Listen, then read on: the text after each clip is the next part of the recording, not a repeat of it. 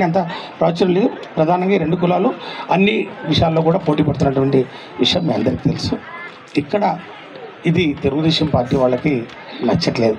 YSR Congress party వాళ్ళు ఇష్టం వచ్చినట్టు ఒకసారి మాల సామాజిక వర్గానికి ఇస్తారు, ఒకసారి మాదిగ సామాజిక వర్గానికి ఇస్తారు, అందరికీ కలిసి వాళ్ళకే చేస్తారు. అట్లెట్లా అవుతుంది?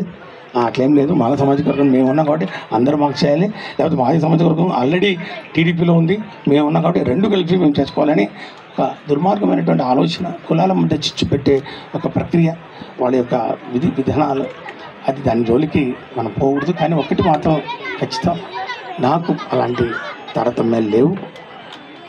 మేము ఎందుకంటే ఇలాంటి ఒక సామాజిక స్పృహ ఉన్నటువంటి కుటుంబం నేపథ్యం, నేను నా కుటుంబం ముఖ్యంగా మా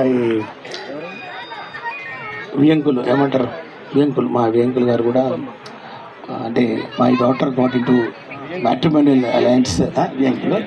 సో ఈ ఈజ్ ఫ్రమ్ మాలా కమ్యూనిటీ అమ్మ, అండ్ దెన్ ఈ is present vice chancellor for medical health university,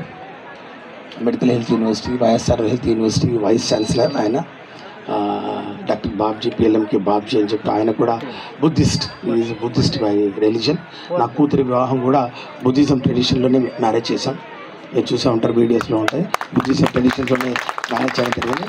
నా ఒక్కగానొక్క కూతురికి నేను తీసుకొచ్చుకున్న సంబంధం. మరి ఇవన్నీ చూసుకుండొచ్చు కదా, రాజకీయంలో ఉన్నాను కదా, ఖచ్చితంగా నన్ను వీళ్ళందరూ క్వశ్చన్ చేస్తారు కదా, అట్టెట్లు ఇచ్చినవా అని. నేను ఏదైనా చేయొచ్చు కదా, నేను అవన్నీ పట్టించుకోలేదు. అది అందరికీ తెలుసు, మాదిగ సామాజిక వర్గంలో ఉన్న వాళ్ళకి తెలుసు, అక్కడ ఉద్యమాలు నడుపుతున్న వాళ్ళకు కూడా తెలుసు.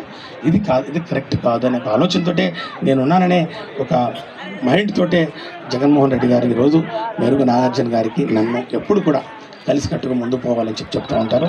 మరి ఈరోజు మా అల్లుడు గారు మరి కోరుకొండ సిద్ధార్థ్, ఆయన కూడా పోలీస్ ఆఫీసర్, ఐపీఎస్ ఆఫీసర్, ఆయన ఎస్పీ గుజరాత్లో. సో మేమంతా ఒక తల్లి బిడ్డలుగా పెరిగాం కాబట్టి ఇలాంటి ఈ అరమరికలు ఏమీ లేవు.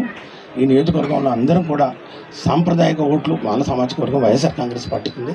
మాదిగ సామాజిక వర్గం కూడా ఇప్పుడు ఈ ప్రక్రియ ద్వారా ఇక్కడికి వచ్చే అవకాశం ఉందనే ఆలోచనతో అందరం కూడా కలిసికట్టుగా పనిచేయాలి. ప్రతిపక్షాలు చేస్తున్నటువంటి విష ప్రచారం ఒక ఉచ్చులో పడొద్దండి దయచేసి. నన్ను ఈరోజు నేను చెప్పడం కాదు, నా గురించి ఒక విశ్వసనీయత, ఒక నిబద్ధత ఉన్నటువంటి వ్యక్తి అశోక్ బాబు గారు కూడా చెప్పడం అనేది మరి ఆయన చెప్పాల్సిన అవసరం లేదు కదా. మరి వారి కుటుంబం ఈ వేదిక మీద వారి తల్లి గారి మరి సంస్మరణ దినోత్సవంలో ఈరోజు ఈ అంశం మాట్లాడాల్సిన అవసరం లేదు. కానీ ఆయనకు ఒక కమిట్మెంట్ ఉంది కాబట్టి చేశారా అన్న, చాలా సంతోషం. Thank you so much. మీ కుటుంబాలందరికీ కూడా అమ్మ